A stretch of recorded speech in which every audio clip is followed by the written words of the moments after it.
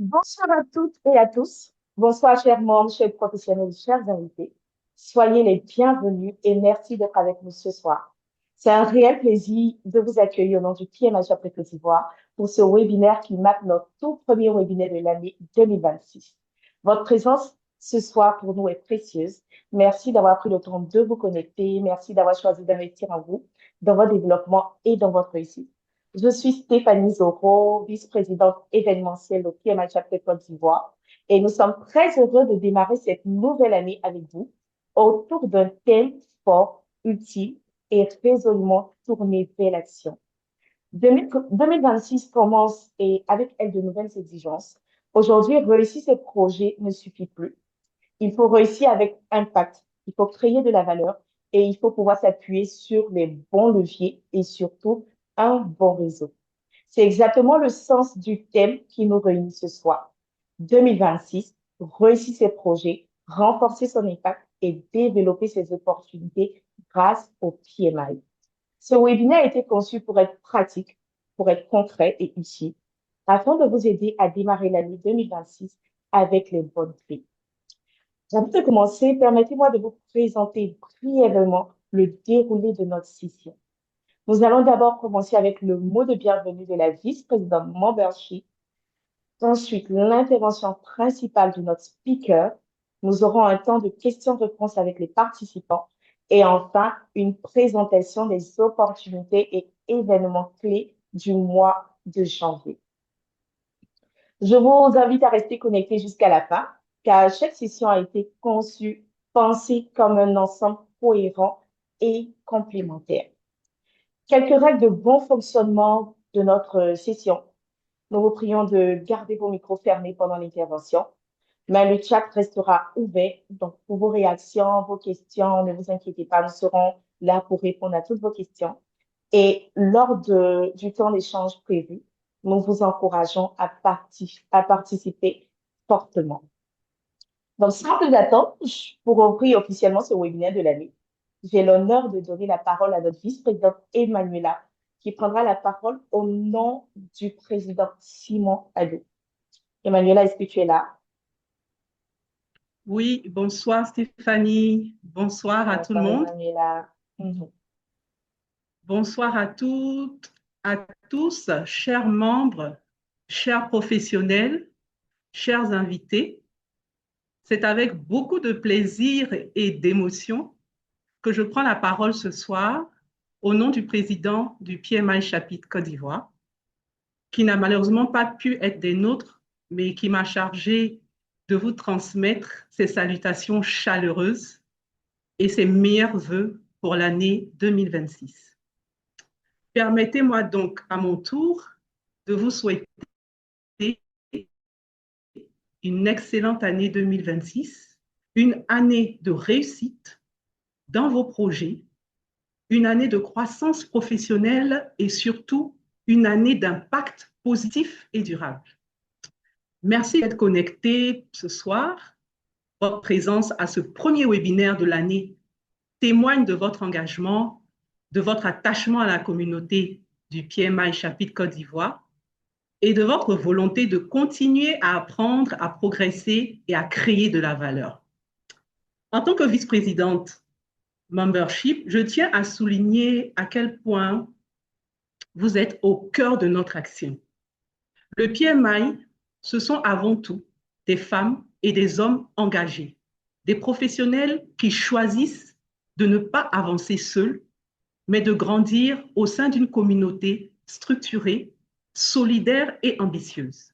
L'année 2026 sera une année particulière pour notre chapitre, une année où nous continuerons à renforcer l'expérience membre, à développer les opportunités d'apprentissage, de networking et d'engagement, et à faire du PMI un véritable levier de réussite et d'impact pour chacun d'entre vous.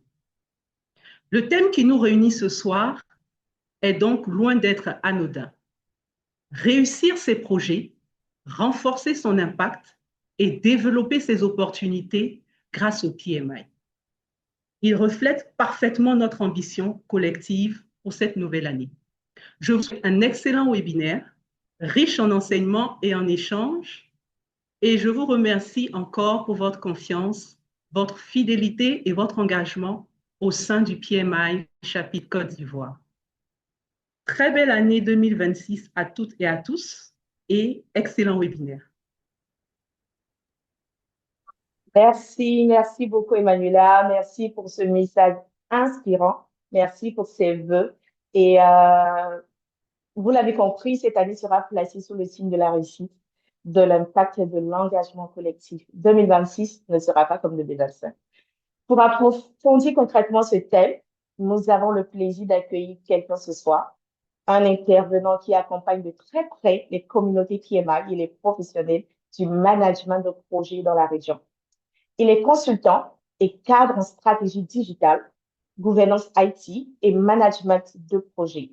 Il occupe actuellement le poste de chargé de la stratégie et des opérations des communautés pour l'Afrique subsaharienne au Project Management Institute.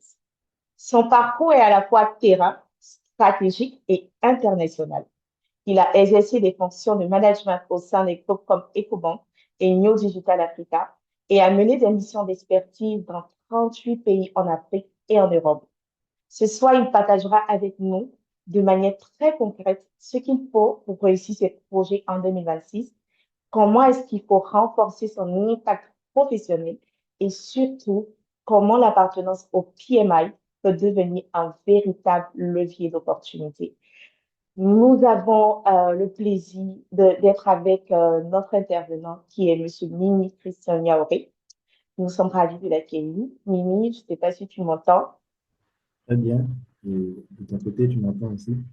Oui, ça va. Super. Donc, Merci encore pour cette opportunité. Merci à tout le bureau du chapitre PMI Côte d'Ivoire. Et bonsoir à nos participants. Et encore une fois, meilleurs vœux.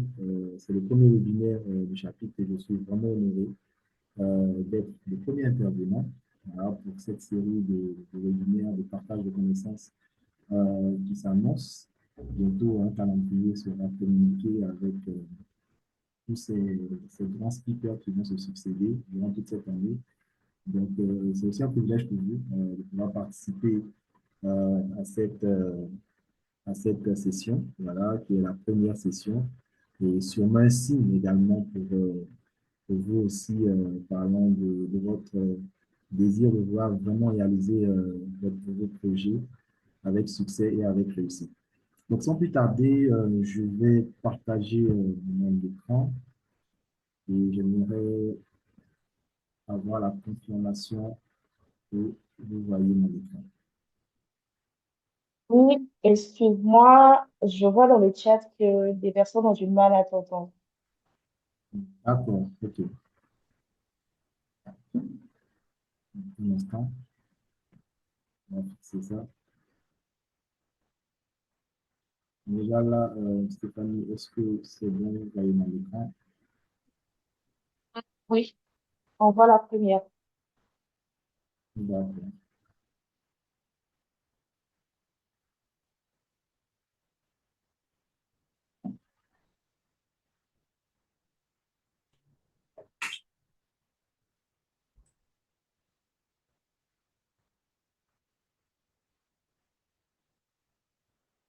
Et Le son, il est bon.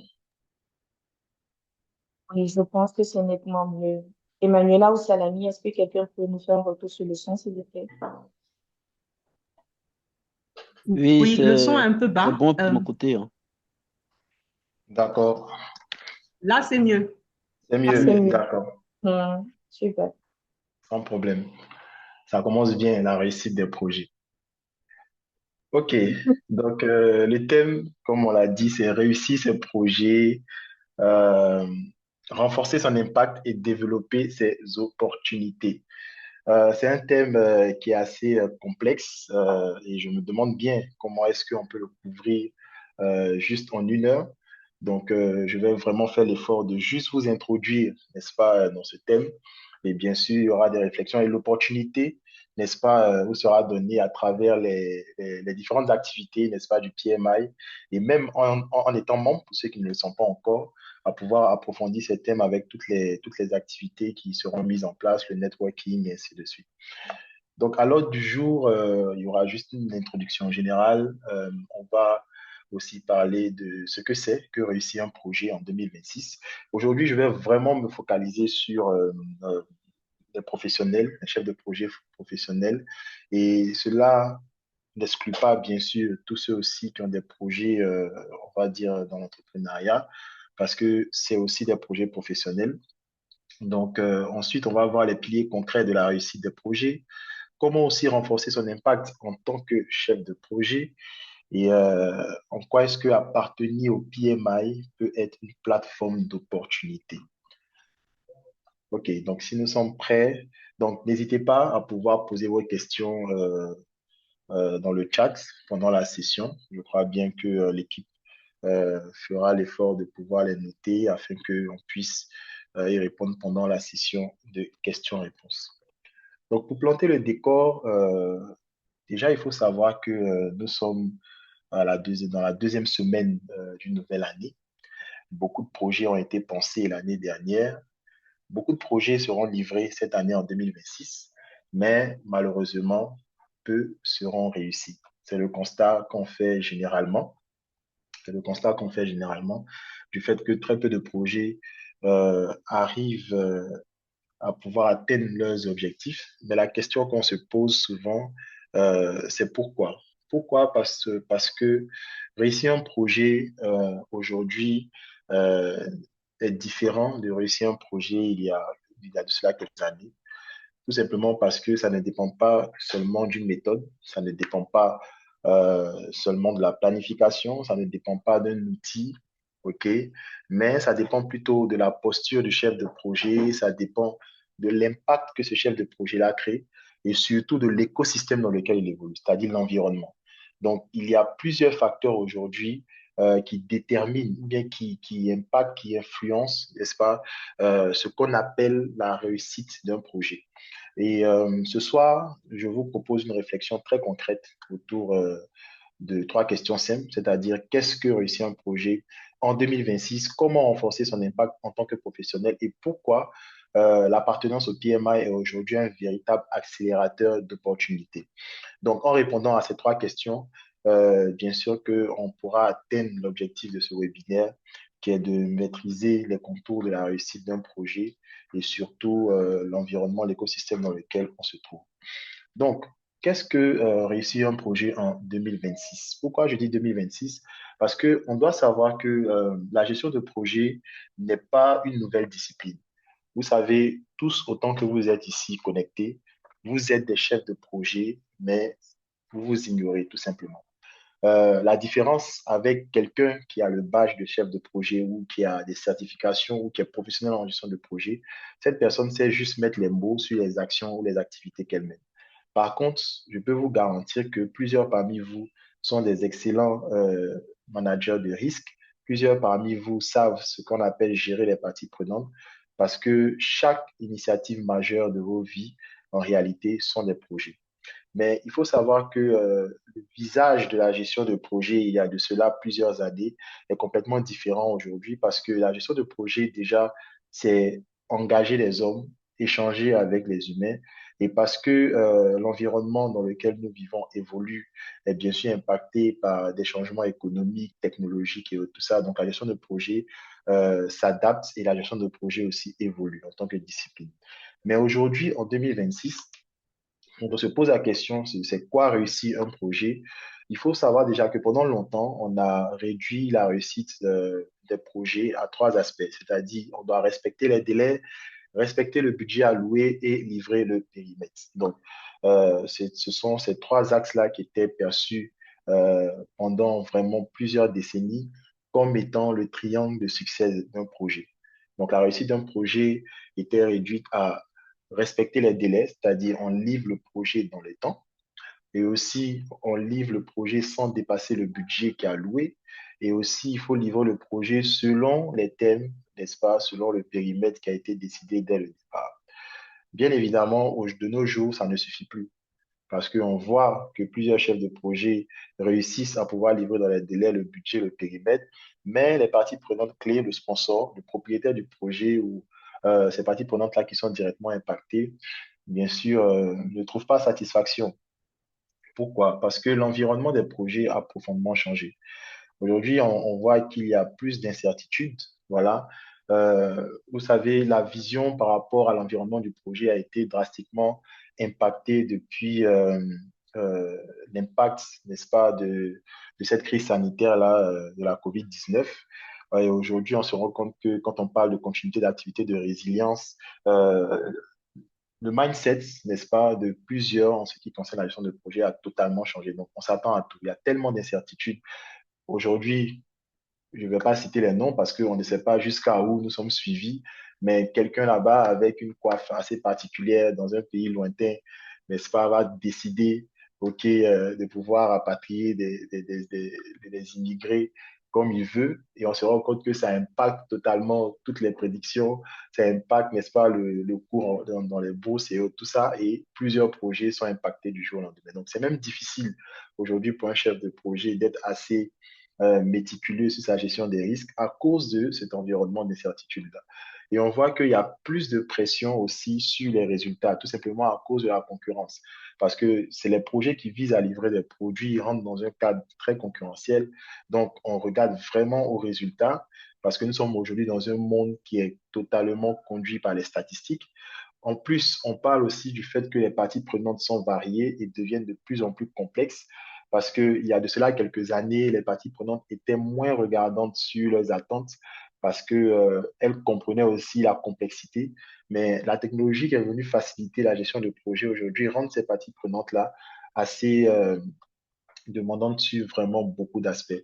Et on parle aussi de plus de complexité humaine et organisationnelle. Quand on voit aujourd'hui la complexité en termes de la diversité des ressources qui interviennent dans des projets, donc tout ce package-là nous présente un portrait, voilà, selon lequel l'environnement des projets a profondément changé. Donc, en 2026, un projet est réussi lorsqu'il crée une valeur réelle et durable. OK?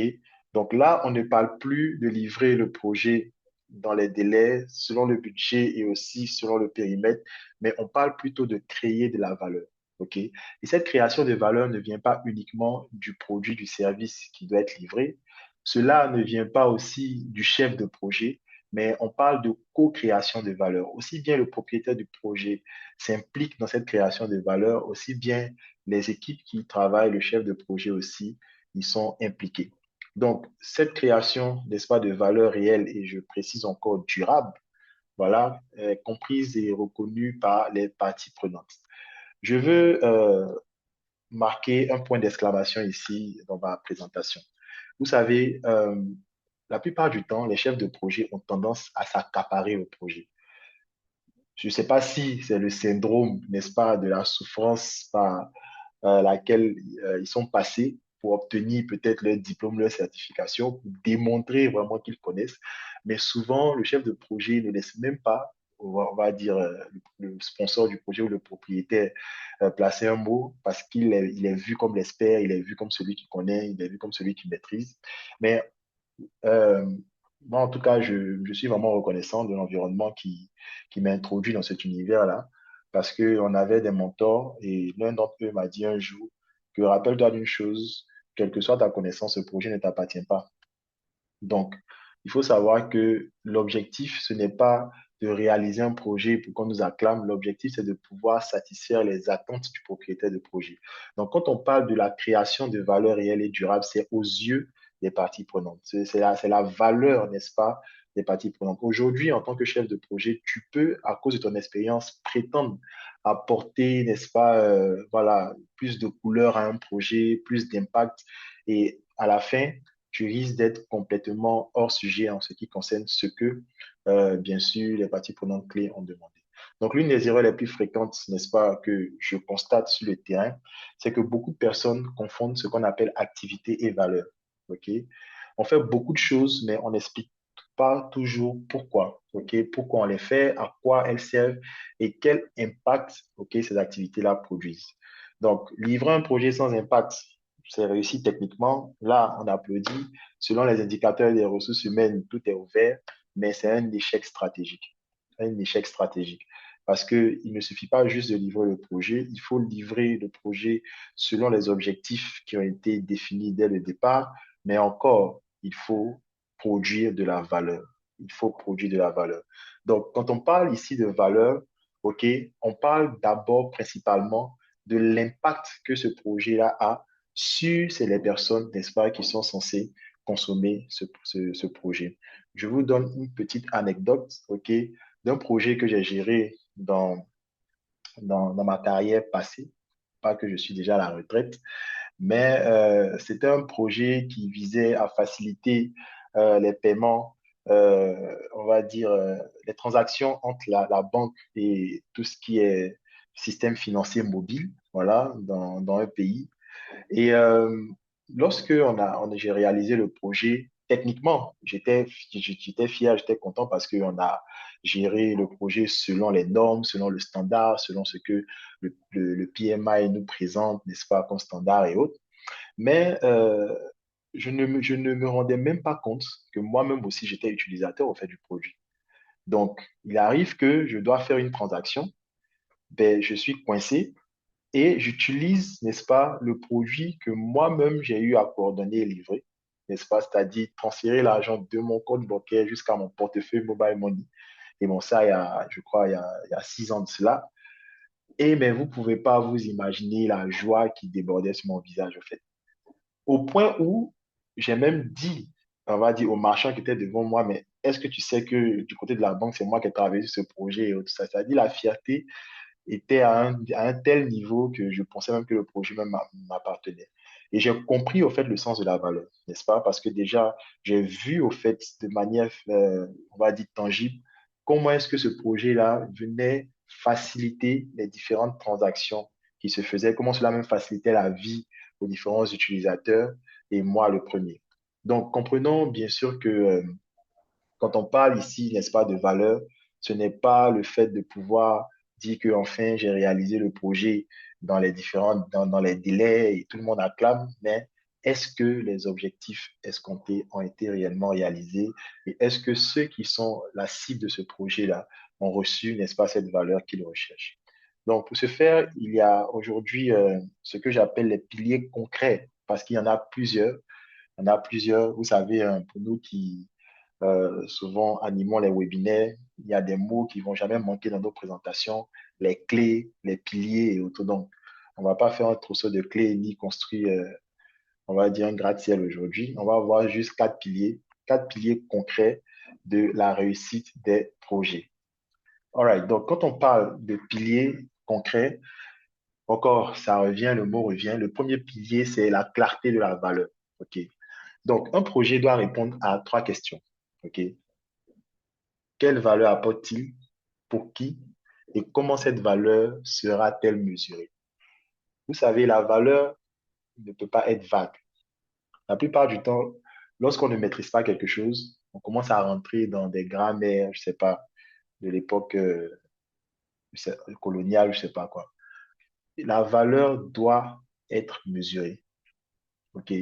Quelqu'un pouvait dire, si tu n'es pas capable d'expliquer ton idée à un enfant de 8 ans, c'est que toi-même, tu ne la maîtrises pas. Donc, et quelqu'un pouvait dire aussi que ce qu'on ne peut pas mesurer, on n'est pas capable de l'améliorer. Donc, comment est-ce qu'on mesure cette valeur-là? C'est dangereux de se lancer dans un projet et de laisser le sponsor dire, voici ce que j'attends, sans qu'il y ait concrètement des indicateurs de performance, sans qu'il y ait concrètement, on va dire, des feuilles de calcul qui nous permettent de pouvoir rendre cela scientifique. Parce que à la fin, si on n'est pas en mesure de calculer, ça veut dire que la valeur sera perçue sur la base des émotions. Et les émotions changent. Les émotions changent. Imaginez-vous, n'est-ce pas, vous êtes en train de livrer un projet, voilà, à un de vos sponsors qui est un supporter des éléphants. Et c'est le lendemain de la défaite de la Côte d'Ivoire face à l'Égypte que vous devez faire la restitution des travaux. Quels que soient vos efforts, quel que soit votre PMP, quelles que soient vos certifications, on va dire que vous avez échoué au projet. Parce que là, votre sponsor n'était pas de bonne humeur. Donc, ça, c'est un point sur lequel je veux vraiment insister parce qu'on se rate la plupart du temps. On pense que les tableaux de bord, c'est seulement pour les financiers, pendant que ben, c'est un outil qui est très important pour les chefs de projet. Donc, sans cette clarté, même un projet bien exécuté peut être perçu inutile, comme inutile. Donc, comme on le dit, je ne vais pas citer certains projets, mais je suis sûr que beaucoup parmi vous ont critiqué certains projets qui ont été livrés ici dans notre très cher pays, en Côte d'Ivoire. Voilà, tout simplement, peut-être parce que vous n'avez pas compris avant que ce projet-là soit livré, c'était quoi la valeur. La valeur peut être aussi une valeur, on va dire, touristique, hein. Voilà. Donc, c'est pas forcément quelque chose qui va relier deux espaces sur la lagune. Voilà, je parle en parabole. Ça peut être une valeur touristique juste pour prendre des photos. Donc, si c'était ça l'objectif principal, c'est que le projet a été livré et la valeur a été atteinte. Donc, il faut aussi vraiment être clair sur tout ça. Donc, il faut qu'il y ait une clarté autour de la valeur, de qui bénéficie de cette valeur et de comment est-ce que on mesure cette valeur. Un deuxième pilier concret, c'est le leadership et la posture du chef de projet. OK. Vous savez, la plupart du temps, aujourd'hui, les chefs de projet sont vus comme les informaticiens avant, n'est-ce pas? Les informaticiens avant, voilà, ils étaient vus vraiment, voilà quoi, comme des geeks devant les écrans noirs. On ne sait pas ce qu'ils font, ce qui est sûr, ils tapent seulement des choses et puis bon, des trucs se passent, n'est-ce pas? Mais ils n'étaient pas vus comme, on va dire, des partenaires stratégiques, ils étaient plutôt vus comme étant dans une fonction support. Ça veut dire, on a fini de penser le projet. Toi, comme tu sais jouer avec Excel, Microsoft Project et tout ça, viens et délivre-nous le projet, n'est-ce pas? Chose aujourd'hui qui réduit vraiment l'impact, le leadership et la posture du chef de projet. Donc, le chef de projet n'est pas seulement un planificateur. Le chef de projet, ce n'est pas celui qui sait bien manier le verbe. Le chef de projet, ce n'est pas celui qui sert toujours son coup et qui va toujours mettre la cravate parce que, voilà, aujourd'hui, il y a des clichés, c'est comme ça qu'on les reconnaît. Voilà, le chef de projet, c'est pas celui qui ne peut pas faire deux phrases sans mettre un mot anglais. Voilà, le chef de projet, c'est un facilitateur, c'est un arbitre, c'est un leader d'influence. Je disais récemment à certains de mes étudiants, n'est-ce pas, que ben, euh, le chef de projet, en tout cas, je n'ai pas encore vu un chef de projet qui va s'identifier comme étant quelqu'un qui est introverti. En tout cas, pour moi, je n'ai pas encore vu. C'est quelqu'un qui dit qu'il est chef de projet, mais il est introverti, il est dans son coin, il n'est pas trop social. Vraiment, je ne sais pas quel projet cette personne pourra réussir. Le chef de projet, c'est celui qui est l'ami de tout le monde. Le chef de projet, je l'appelle souvent le trait d'union, OK? Parce que il est censé fédérer, n'est-ce pas, toutes les compétences, influencer, faire preuve de leadership afin de pouvoir mettre chaque partie prenante, n'est-ce pas, au sommet de ses compétences pour pouvoir livrer le projet et ensuite livrer, n'est-ce pas, de la valeur. Donc, la posture fait souvent la différence entre un projet accepté et un projet subi, n'est-ce pas? Donc, c'est pourquoi vous allez voir, et ça, je vous laisse le soin de le découvrir, selon le référentiel du PMBOK, le corpus de connaissances du PMI, la septième édition. Vous allez voir que le PMI a mis beaucoup l'accent sur ce qu'on appelle les 12 principes, n'est-ce pas, que le chef de projet doit intégrer dans sa manière de faire. Et parmi ces principes, on a aussi le leadership. OK, donc, quand on parle, n'est-ce pas, de principe, on parle pas seulement de savoir-faire, mais on parle de savoir-être. Donc, au-delà des compétences techniques, il y a aussi, n'est-ce pas, le caractère, le comportement, qui est l'un des piliers qui garantit le succès des projets, la réussite des projets. Un troisième pilier, c'est la collaboration et les parties prenantes. Donc, comme je le disais, les projets échouent rarement à cause de la technique. Ça, je peux vous garantir. Les projets échouent rarement à cause de la technique parce que la technique, voilà, elle est concrète. 1 plus 1 égale à 2. OK? Mais ils échouent à cause des mauvaises attentes, à cause des silos et surtout à cause de la communication qui savait être la plupart du temps insuffisante. OK? Donc, sachez que la gestion de projet, c'est gérer les hommes. C'est pourquoi il est difficile pour moi de voir, n'est-ce pas, l'avènement des nouvelles technologies telles que l'intelligence artificielle venir remplacer, n'est-ce pas, le chef de projet. C'est plutôt vu comme un outil pour pouvoir optimiser et accélérer son rendement. mais il y a toujours besoin de pouvoir être au contact, n'est-ce pas, de l'homme, afin de pouvoir, bien sûr, mener les débats. Sans faute. Quatrième pilier, c'est l'adaptation et l'apprentissage continu. OK? Un chef de projet qui ne sait pas s'adapter, un chef de projet qui n'apprend pas, ce chef de projet-là, je lui donne seulement 4 ans pour être obsolète. Raison pour laquelle vous allez voir que chaque 4 ans, le PMI va toujours faire sortir une nouvelle édition de son PMBOK. Parce qu'aujourd'hui, nous sommes dans un monde qui est très dynamique, qui est changeant, n'est-ce pas? Je disais encore qu'il y a de cela 10 ans, pour ceux qui connaissent un peu la gestion de projet, lorsque on devait élaborer un plan, pardon, l'échéancier d'un projet et faire ressortir ce qu'on appelle le chemin critique, qui est la succession des activités critiques du projet, ben, on le faisait à main levée. Moi, je me rappelle quand je faisais mes premiers pas dans la gestion de projet, ben, il y avait des calculs, n'est-ce pas, qu'on faisait à main levée. Aujourd'hui, si tu vois un chef de projet qui prend une feuille vierge avec un stylo pour pouvoir faire, on va dire, son chemin critique, tu sais automatiquement qu'il est né avant Internet. Tu sais automatiquement qu'il ne lui reste pas assez de temps pour aller à la retraite. Tu sais automatiquement qu'il est dépassé par les événements. C'est de cette manière que plusieurs personnes ont vu, n'est-ce pas, Internet arriver, qui n'ont pas su l'appréhender et à la fin ont été laissés sur le banc de touche. De cette même manière que l'IA aussi fait son avènement.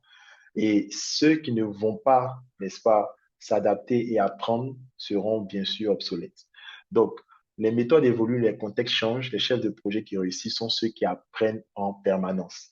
Et vous avez cette opportunité de pouvoir être, n'est-ce pas, en contact avec cette très belle communauté qui est le PMI Chapitre Côte d'Ivoire, n'est-ce pas, pour vous permettre de pouvoir apprendre en permanence, non seulement à travers ce genre de webinaire, à travers encore une variété d'activités et d'événements, voilà, pour que vous soyez toujours, on va dire, au parfum des nouvelles tendances en ce qui concerne la gestion de projet. Donc, en 2026, la rigidité est un risque. On doit vraiment être flexible pour que l'adaptation, n'est-ce pas, devienne une compétence clé, devienne une compétence clé. OK, donc, on a vu les 4 piliers. On va rapidement voir ce qu'il faut faire pour renforcer son impact en tant que chef de projet. Donc là encore, je précise, c'est renforcer son impact en tant que chef de projet, que ce soit dans l'environnement professionnel, purement professionnel, tout comme aussi renforcer son impact en tant que chef de projet pour vos projets même personnels. Voilà, parce que pour vos projets personnels, bien sûr que vous ne pouvez pas les réaliser seul, vous serez obligé de collaborer avec non seulement des équipes et des partenaires. Donc, il y a forcément besoin d'avoir un impact pour, on va dire, l'idée efficacement le projet. Aujourd'hui, on n'attend plus seulement des chefs de projet qu'ils fassent, on attend qu'ils influencent, qu'ils influencent. Donc, je crois que pour ceux qui sont déjà sur LinkedIn, ils sont habitués à ce genre de poste, la différence entre un boss et un leader et tout ça, ça on connaît. Mais on parle d'influence, OK? Renforcer son impact, c'est d'abord comprendre les enjeux stratégiques. Un chef de projet est plus pertinent, OK? Il est plus, on va dire, pertinent, j'utilise encore le même mot, lorsque il est allié aux enjeux stratégiques du projet. C'est-à-dire, il part jusqu'à la racine. En quoi est-ce que la livraison de ce projet impacte la stratégie et comment est-ce que cette stratégie nous permet de pouvoir demeurer dans notre mission pour atteindre la vision de l'entreprise. Donc, comprendre les enjeux stratégiques, parler le langage du business, surtout important. Et quand on parle de business ici, on parle du propriétaire du produit. La plupart du temps, on voit que 80 ou 70% des chefs de projet sont issus, n'est-ce pas, de la technique et des opérations. Lorsqu'on va voir quelqu'un qui a excellé dans la technique et qui allait faire un MBA ou bien qui sait un peu parler, qui sait coordonner un peu ses activités et qu'il voit qu'il y a de nouveaux jeunes qui viennent de rentrer dans l'entreprise et que son avenir est menacé, automatiquement il dit qu'il veut faire la gestion de projet. C'est pas mal. Ça aussi, c'est une manière de pouvoir évoluer dans sa carrière. Mais il faut savoir que le chef de projet n'est pas celui qui parle uniquement gestion de projet ou technique, mais c'est quelqu'un aussi qui doit apprendre le langage, n'est-ce pas, business. Et aussi, il faut bien sûr rendre la valeur visible, visible, tangible. il ne faudrait pas que, on ait l'impression, n'est-ce pas, lorsque tu gères ton projet, que la valeur est lointaine, que la valeur même est utopique. Il faut que la valeur soit visible au point d'inspirer ceux qui travaillent, n'est-ce pas, dans ce projet. L'impact est devenu un facteur majeur, OK, de crédibilité professionnelle. OK. Donc, cette crédibilité, c'est quoi? Ce sont les opportunités, c'est la reconnaissance et souvent une accélération de carrière. OK. Donc, quand on parle d'impact, un chef de projet qui s'inscrit, n'est-ce pas, dans cette dynamique et qui a un fort impact, les opportunités s'ouvrent, la reconnaissance ne manque pas et il y a une accélération de carrière. Donc, je ne vais pas vous en dire plus. Venez aux sessions de networking du PMI et vous verrez des personnes qui sont le fruit, n'est-ce pas, de ces trois éléments-là. Et il y en a même qui sont aussi sur ce panel et qui sont même leaders dans ce chapitre. Donc, votre titre vous donne un rôle, mais votre impact vous ouvre des portes. OK?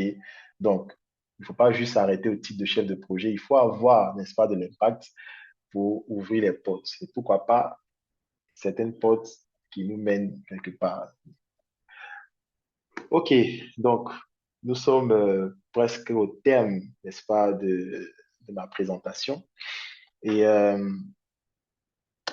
le dernier point, c'est appartenir au PMI, un levier d'opportunité.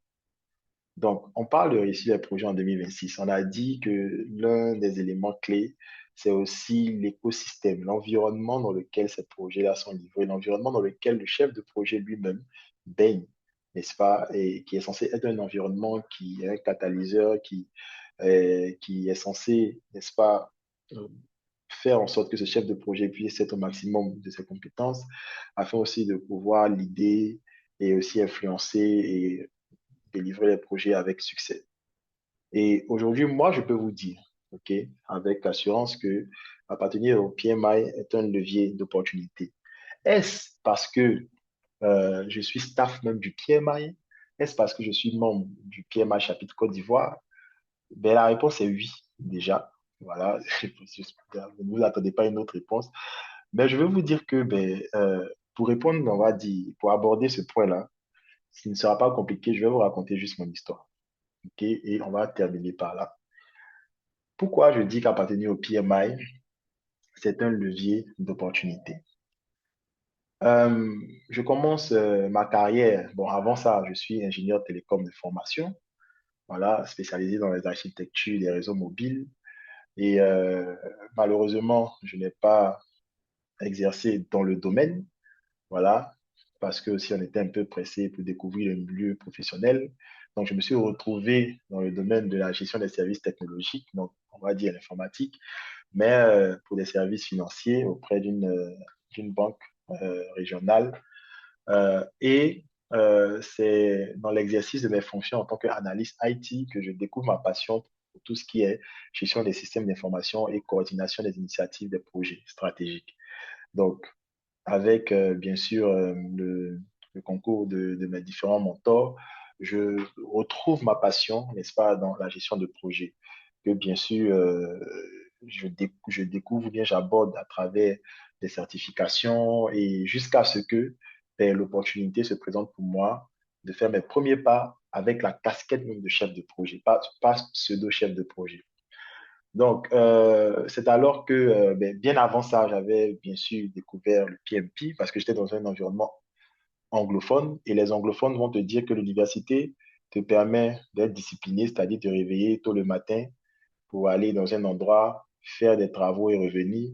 Et l'université aussi t'apprend à lire et faire des recherches. Sinon, l'université ne te donne aucune compétence prête à être consommée. C'est pourquoi ils mettent vraiment l'accent sur les certifications professionnelles. Parce qu'aujourd'hui, je suis désolé, je crois que vous-même vous le savez, le milieu professionnel, il est très, très, très, très demandant.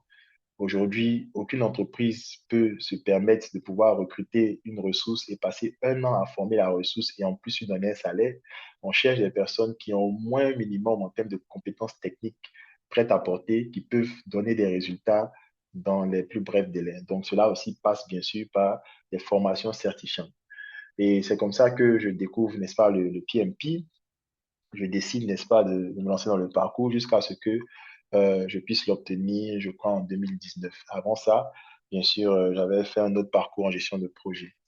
Et quand je découvre le PMP, je rejoins le chapitre, n'est-ce pas, du Ghana et quelques temps après, je rentre en Côte d'Ivoire.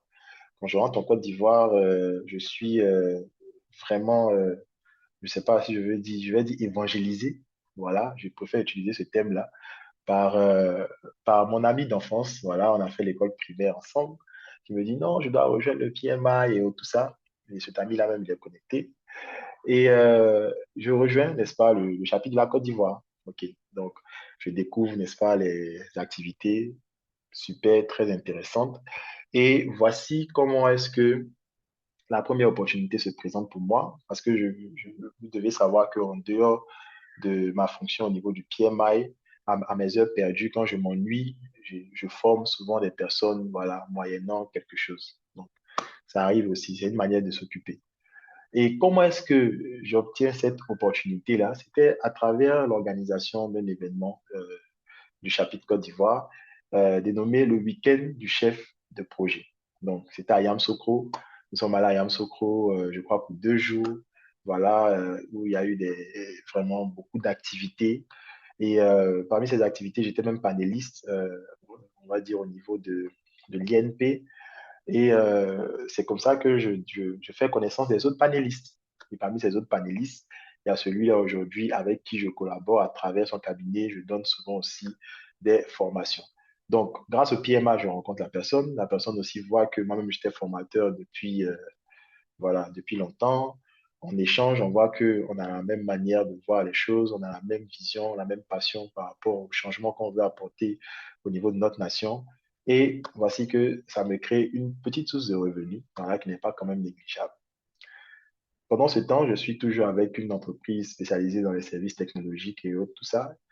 Et par la suite, il y a encore, n'est-ce pas, un autre événement du PMI. Et parce que je suis bilingue, voilà, ce même ami me dit, ah, mais voilà, il y a des staffs du PMI de la région Afrique qui viennent, ils aimeraient rencontrer certains membres et tout ça. Eux, ils sont purement anglophones. Bon, comme toi aussi, tu es bilingue, j'ai pensé à toi, s'il te plaît, viens, on sera sur le panel pour échanger. C'est comme ça que je découvre, n'est-ce pas, les staffs du PMI région Afrique, on échange. Bien sûr que dans l'échange, je vais poser des questions très pertinentes pour me faire remarquer. Et par la suite, il y a un autre événement là où la Côte d'Ivoire devait recevoir euh, l'un des, on va dire, l'un des fondateurs même de la certification PMP, voilà, qui est voilà, pratiquement l'un des derniers qui est encore en vie, le docteur Lee Lambert. Et je participe encore à cet événement. Et c'est là-bas que je retrouve l'un des staffs que j'avais rencontré lors de l'événement précédent. Et c'est lui qui me confirme que la dernière fois, tu m'avais dit que tu étais intéressé à rejoindre le PMI, c'était possible. Il y a voilà, une offre, n'est-ce pas, qui est là. Et je, j'accepte, je dépose les dossiers. Et voilà que depuis septembre 2023, je suis staff du PMI, le seul francophone d'ailleurs sur la région et en plus qui vient de la Côte d'Ivoire. Donc, je ne sais pas qui peut me convaincre pour me dire qu'appartenir au PMI n'est pas un levier d'opportunité. Si mon histoire ne t'a pas convaincu, c'est que tu as de meilleures opportunités. Peut-être juste après cette présentation, je pourrais entrer dans ton inbox pour que tu me parles de tes opportunités aussi. Mais mon histoire, on va dire, justifie clairement ce point. Et je vais terminer sur cette note pour vous dire que ce qui fait la différence entre un chef de projet traditionnel et le chef de projet du futur, c'est bien sûr la communauté, n'est-ce pas, qui l'impacte et que ce chef de projet aussi impacte en retour avec sa connaissance. À moi de vous dire merci et on va peut-être passer aux questions-réponses. Thank you. Merci beaucoup, Mimi. Merci pour cette intervention qui était très claire, concrète et très inspirante, surtout avec la note de fin. Donc, à travers ton partage, nous retenons quelque chose de fort. En 2026, réussir ces projets ne se repose plus uniquement sur les outils, sur les méthodes, mais plutôt sur une posture, sur la capacité à créer de l'impact et sur l'appartenance à un écosystème professionnel solide comme le PME. Alors, merci encore. On va regarder au niveau du chat. Salami, est-ce que tu es là? Oui, je suis là. Vous m'entendez? Super. Donc, tu vas nous aider à identifier les questions. D'accord. Alors, je vais commencer par la toute première question posée par Pauline Claon. Elle dit qu'elle apprécie l'importance de la valeur ajoutée. Sa question est donc de savoir comment gérer les sponsors qui ne comprennent pas vraiment le concept de valeur ajoutée ou qui sont trop optimistes. Je peux reprendre la question. Mhm. Comment gérer les sponsors qui ne comprennent pas vraiment le concept de valeur ajoutée ou qui sont trop optimistes? Ok, donc pour faire simple, déjà même c'est assez inquiétant de savoir que le sponsor lui-même ne comprend pas la valeur ajoutée. Sur ce point, la plupart du temps, selon mon expérience, je me rends compte que c'est peut-être un souci au niveau du vocabulaire, n'est-ce pas? Parce que peut-être c'est ce qu'ils appellent bénéfice, c'est ce qui est en réalité de la valeur. Donc, c'est bien sûr au chef de projet, voilà, de faire preuve, n'est-ce pas, de leadership pour pouvoir contextualiser, on va dire, cette valeur, l'acquisition de cette valeur-là dans un langage que ces sponsors-là comprennent. Et quand on parle de langage, ça n'a rien à voir avec la documentation ou les mails. Voilà. Il faut aussi comprendre l'orientation du sponsor. Donc, ça peut se faire, n'est-ce pas, par la traduction en termes, on va dire, de bénéfices clés qu'ils attendent. Sûrement, ils comprennent les calculs ou bien aussi ils comprennent, n'est-ce pas, le langage plus technique. Donc, il faut bien sûr identifier, n'est-ce pas, ce langage. C'est pourquoi lorsqu'on dit qu'il faut parler business, c'est le langage au fait du sponsor. Donc, il faut que vous puissiez être aligné à ce langage et traduire au fait la valeur dans le langage. Et je crois que ça pourra passer. Peut-être faute de temps, on ne pourra pas avoir des exemples concrets, n'est-ce pas? Bien sûr, basés sur des anecdotes, parce que j'ai déjà fait face à ce genre de cas-là. Mais bon, c'est un élément de réponse que je peux donner et on pourra donner l'opportunité aux autres de poser les questions. Salami. D'accord. Merci pour la question. Et j'espère que la personne qui a posé la question a bien compris la réponse. Alors, je passe à présent à la deuxième question posée par Franck Menet. Donc, la question rejoint la première question. Quelle est la différence entre créer de la valeur et satisfaire la partie prenante? OK. Donc, quelle est la différence entre créer de la valeur et satisfaire la partie prenante? Déjà, si on veut aborder ça d'une manière plate, il n'y a pas de différence parce que la satisfaction des parties prenantes aujourd'hui, n'est-ce pas, est rattachée à la création de la valeur. Pourquoi? Parce que satisfaire la partie prenante, c'est répondre aux attentes. OK? Ce n'est pas juste livrer le projet correctement selon tout ce qui est gouvernance et sur l'aspect technique. Donc, les parties prenantes ont des attentes et elles considèrent, n'est-ce pas, ces attentes-là comme étant les piliers, les avenues par lesquelles elles pourront, n'est-ce pas, percevoir, n'est-ce pas, cette valeur-là.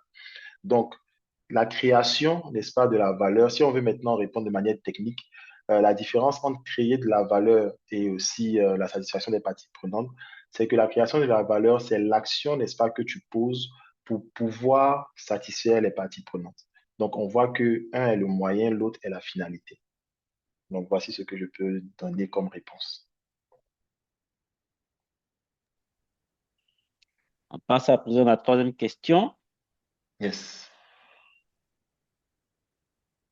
Alors, la troisième question, je veux savoir, la personne qui a posé la troisième question, c'est Claude Ingrid Oté. Je Mhm. souhaiterais savoir qu'est-ce que les silos énoncés dans le troisième pilier? Qu'est-ce que les... Les silos. Ok, silo. Ok, j'ai entendu un silo. Donc, les silos, bon, ils désignent une situation où des équipes, des services, des personnes, hein, ou bien des systèmes travaillent de manière isolée, ok, sans partage suffisant d'informations, de collaboration, voilà. Donc, à l'origine, un silo, bon, c'est un terme agricole n'est-ce pas? Et c'est un thème qui a été emprunté, voilà, dans le jargon professionnel, juste pour désigner, n'est-ce pas, euh, on va dire le fait qu'un département, une équipe travaille de son côté sans pour autant partager. Donc, on se rend compte qu'au niveau de la gestion de projet, c'est la collaboration. OK? Ce n'est pas le fait de pouvoir juste répartir des tâches et chaque partie réalise ses tâches de manière individuelle. Il y a une collaboration parce que l'entrant d'une tâche peut aussi être considéré comme la sortie, n'est-ce pas, pour un autre département. Donc, travailler en silo, bien sûr, est un gros obstacle pour la livraison d'un projet.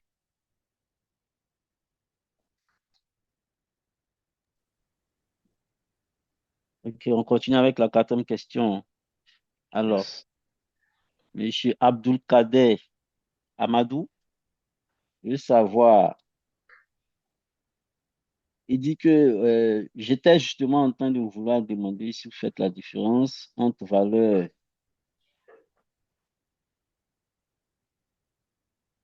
et bénéfice. La Je différence voudrais entre... savoir s'il y a une différence entre valeur et bénéfice. OK. Donc, la différence entre valeur et bénéfice, voilà. Déjà, il faut noter que c'est très essentiel. Donc, le bénéfice correspond à ce que l'on gagne concrètement. OK? Donc, souvent mesurable et autres. Voilà. Donc, exemple, on a l'augmentation du chiffre d'affaires, la réduction des coûts, le gain de temps, la diminution des erreurs de saisie et tout ça. Donc, la question clé qui ressort du bénéfice, c'est qu'est-ce que j'ai gagné? La valeur, c'est la perception, ok, de l'utilité et de l'importance, n'est-ce pas, de ce qui est livré. Donc, les caractéristiques, c'est que ça peut être tangible ou intangible. Parlons de la valeur, ça dépend du contexte et des parties prenantes, par exemple, et peut exister avant même que le bénéfice soit mesuré. OK? Donc, on peut déjà même percevoir la valeur avant même que le bénéfice, n'est-ce pas, soit mesuré. Donc, c'est plutôt lié à la satisfaction. La valeur est plutôt liée à la satisfaction, c'est plutôt lié à l'impact, c'est plutôt aussi lié à l'alignement stratégique sur tout ça. Donc, par valeur, donc des exemples concrets de la valeur qu'un projet peut apporter, c'est par exemple l'amélioration de l'expérience client, c'est le renforcement de la confiance, l'image de marque qui va s'améliorer, et voilà.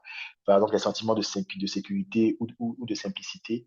Voilà. Donc, la question clé qui ressort au niveau de la valeur, on a dit que la question clé qui ressort au niveau des bénéfices, c'est qu'est-ce que j'ai gagné? Mais bon, ce qui concerne la valeur, c'est en quoi est-ce important et utile pour moi. Donc, c'est un peu comme ça qu'on peut, voilà, identifier la différence entre les deux. Merci beaucoup, Mimi. Je vois que ça pleut vraiment dans le chat avec les questions ouais, c'est chaud. Je propose qu'on prenne une question de Saïra Ouattara. Elle demande quelles actions concrètes permettent à un jeune professionnel de renforcer son impact et sa crédibilité dès les premières années de carrière. OK. Euh, Quelle action concrète? Déjà, la première action, c'est l'humilité, je vais dire. Parce que lorsqu'on est jeune, on a tendance à pouvoir euh, démontrer, n'est-ce pas, pour se faire une place, pour se faire un nom. Il faut savoir que dans la gestion de projet, ce qui parlera déjà pour vous, n'est-ce pas, c'est c'est vos résultats. OK? C'est vos résultats. La jeunesse souvent se caractérise, quelqu'un qui fait ses premiers pas, la plupart du temps, se caractérise par le fait de vouloir vraiment démontrer que la personne a bien eu à apprendre tout ce qui est gouvernance, standard et tout ça. Je vous assure que dans le contexte dans lequel on est, voilà, tu peux être certifié PMP et échouer avec mention très bien. Donc, c'est déjà l'humilité de se fondre dans l'environnement, comprendre l'environnement parce que l'environnement impacte à 90% la réussite d'un projet. Donc, lorsqu'on comprend l'environnement, et quand je parle d'environnement, je veux parler de la culture organisationnelle, je veux parler, n'est-ce pas, de l'environnement même, on va dire des projets, parlant de l'environnement technique, je veux parler aussi des outils et des opportunités, n'est-ce pas, qui sont donnés. Donc, concrètement, ça passe, n'est-ce pas, par le fait d'être vraiment intégré et imprégné à l'environnement de l'entreprise. Ça passe aussi par le fait de ne pas être déconnecté des exigences et des attentes du sponsor.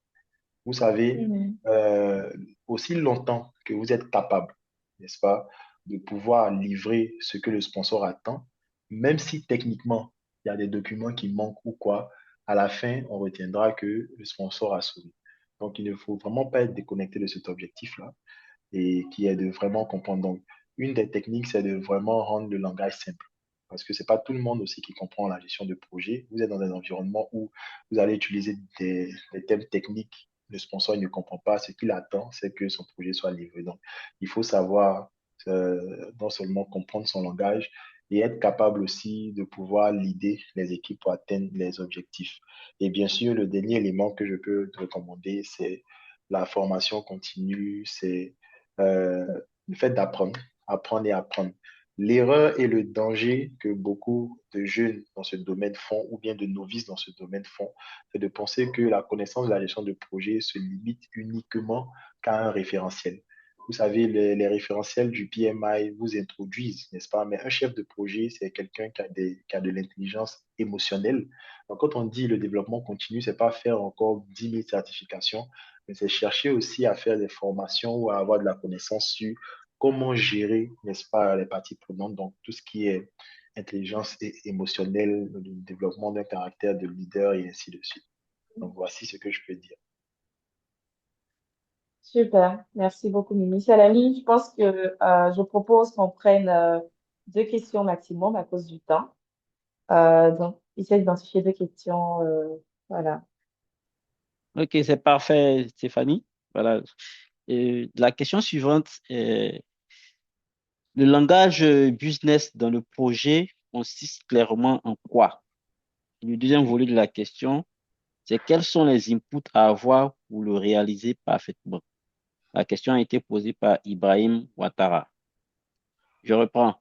Le langage business dans le projet consiste clairement en quoi et quels sont les inputs à avoir pour le réaliser parfaitement? Bon, je crois qu'on a déjà touché à ça, mais bon, je vais être un peu plus concret. Quand on parle de langage business dans un projet, c'est la manière de parler du projet en termes de valeur, d'impact et de résultats. Aussi simple que ça. Donc, plutôt qu'en termes purement techniques ou méthodologiques.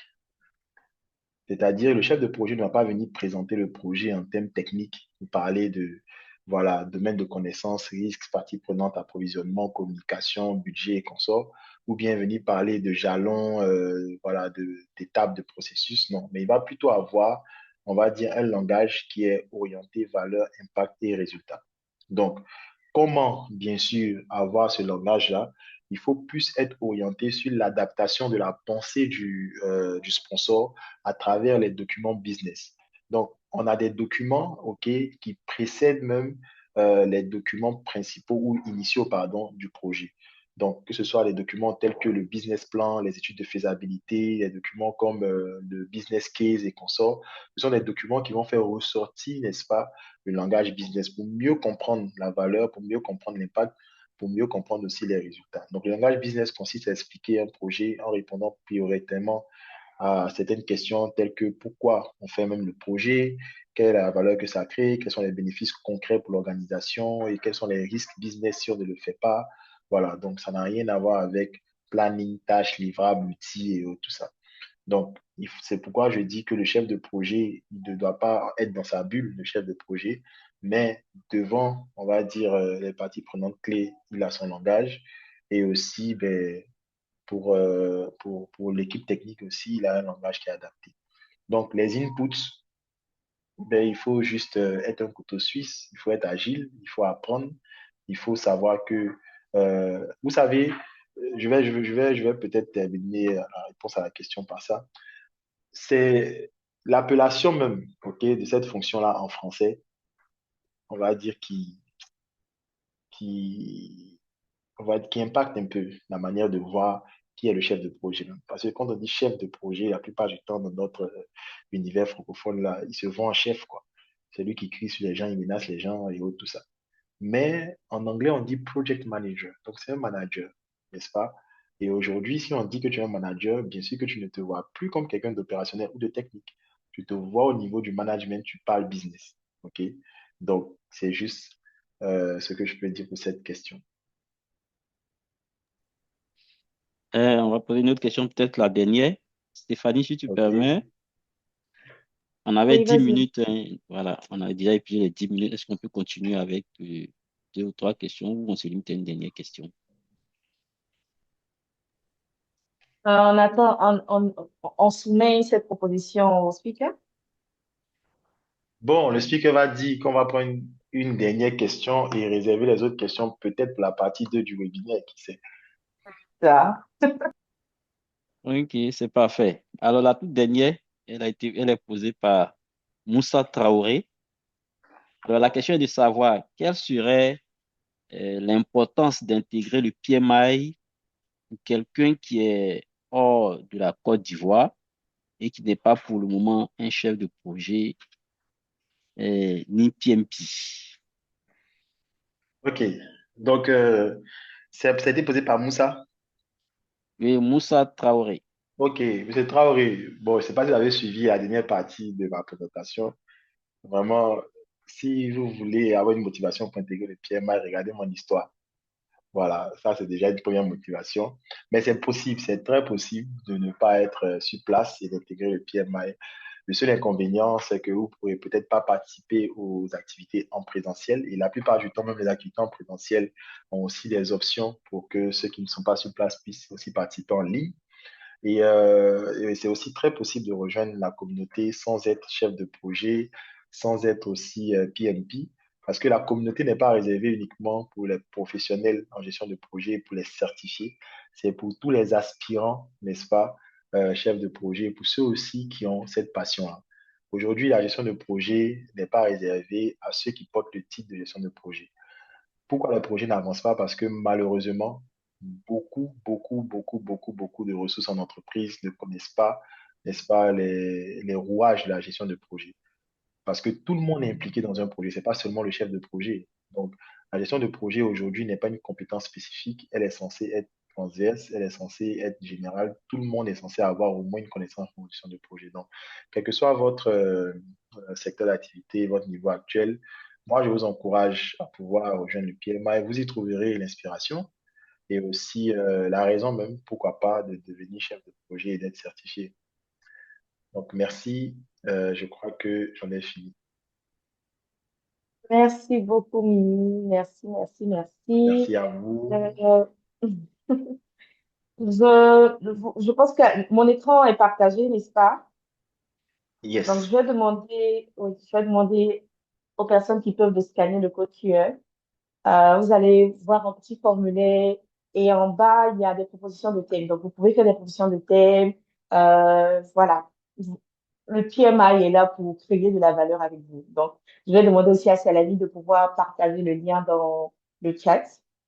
Et Salami, si c'est bon, je vais couper mon écran et tu vas partager. On va terminer avec les événements de janvier.